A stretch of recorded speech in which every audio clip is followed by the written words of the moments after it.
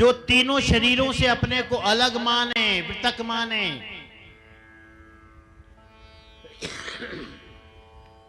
ये तीन शरीर मैं नहीं हूं, स्थूल शरीर, सूक्ष्म शरीर और कारण शरीर।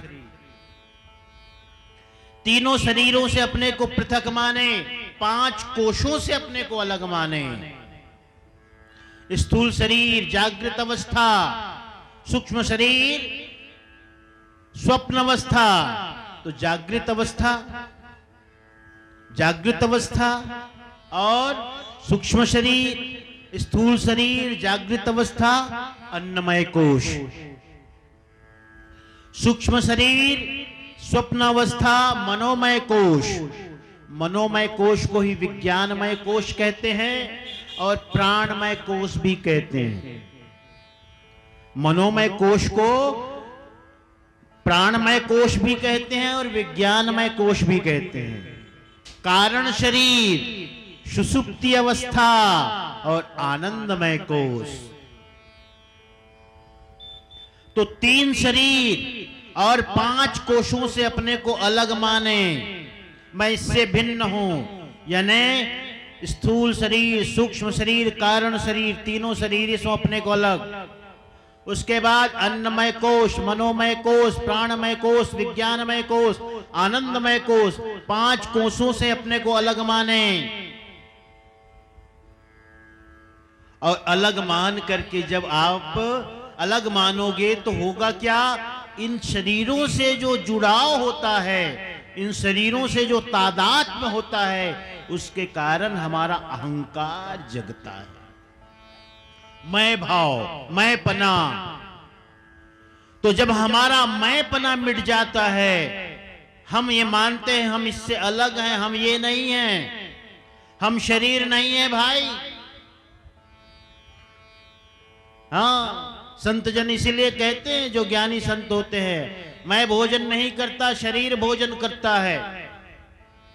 मुझे प्यास नहीं लगती, शरीर को प्यास लगती है। जब देह भाव से अपने को अलग मानोगे तो आपके शब्द ऐसे निकलेंगे और देह भाव से जुड़ाव होगा आपका, देह भाव का। तो मैं ही खाता हूं, मैं ही दुखी, मैं ही सुखी, मैं ही मोही, सब मैं होगा। जो होता है मुझे होता है। पृथक भाव होना चाहिए। अब इस सोहम का जाप क्यों कहते साहब? सोहम का सुमिरन करने को क्यों कहते हैं? इसलिए कहते हैं इससे तुम्हारा शरीर के प्रति तादात्म्य टूटेगा, शरीर के प्रति तुम्हारा जुड़ाव, लगाव टूटेगा, तुम्हारी मान्यता, तुम्हारी धारणा टूटेगी। तुम जो मान बैठे हो मैं शरीर हूं, मैं शरीर हूं, मैं शरीर हूं, मैं फलां का पिता, फलां की मां, फलां का बेटा, मेरा नाम ये है, मेरा गांव ये है, मेरी पहचान ये है, जो अपने आप को मान बैठे हो, ये तादात्म्य टूटेगा। कैसे? सोहम का जाप करोगे तो। सोहम का अर्थ क्या होता है? सह, संस्कृत शब्द है सह। सह मने वह, अहम मने मैं, वह अविनाशी चैतन्य तत्व मैं हूं, है ना? इससे क्या होगा? इस सुमरन के जाप से, इस सुमरन से, इस जाप से क्या होगा? इस सुमरन और जाप से ये होगा कि धीरे धीरे हम जो मान बैठे हैं कि मैं शरीर हूं, मन बुद्धि चित्त अहंकार हूं, इंद्रियां हूं, स्त्री पुरुष हूं, किसी का माता पिता, पति पत्नी, जो मान बैठे हैं, इस मान्यता से हमारा जुड़ाव टूटेगा, टूटेगा।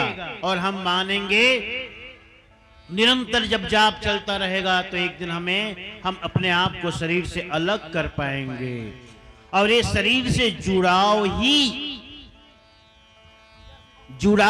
के कारण जीव अपने को जीव कहता है, अपने को अलग मानता है। बाकी अविनाशी पुरुष और हम में कोई भेद नहीं है,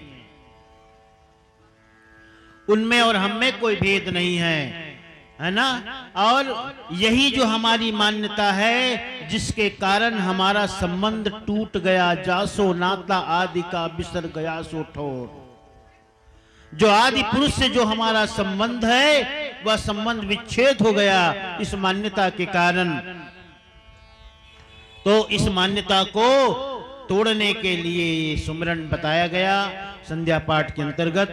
प्यारे हंसजनों, तो साहब ने कहा मृतक भाव अर्थात जो 3 शरीरों से, 5 कोशों से और अपने को चैतन्य अविनाशी मानता है, उसके कारण तीनों शरीरों के जो अहंकार हैं और उसकी प्रीति आसक्ति धीरे धीरे छूटने लगती है जब अपने को अलग मानोगे तो।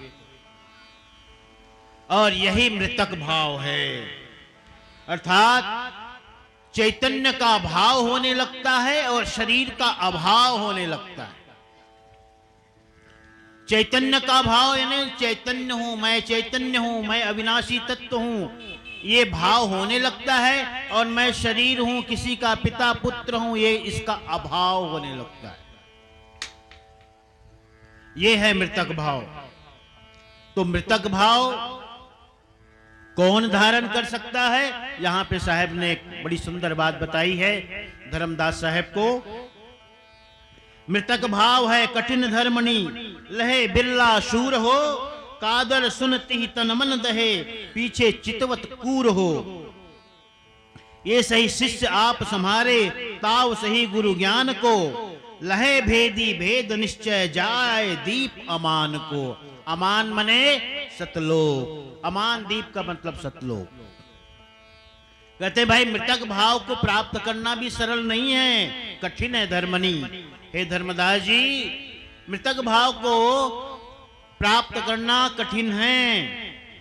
ये तो कोई बिरला सूर होता है, सूर माने सूरवीर योद्धा, वही से प्राप्त कर सकता है।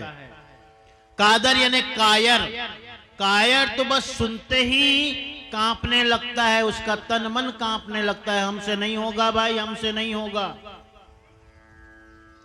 हमसे नहीं हो पाएगा, हम नहीं कर पाएंगे भक्ति, हम ऐसा काम नहीं कर पाएंगे, ऐसी साधना, ऐसा सुमिरन जाप, उसके लिए कठिन है भाई।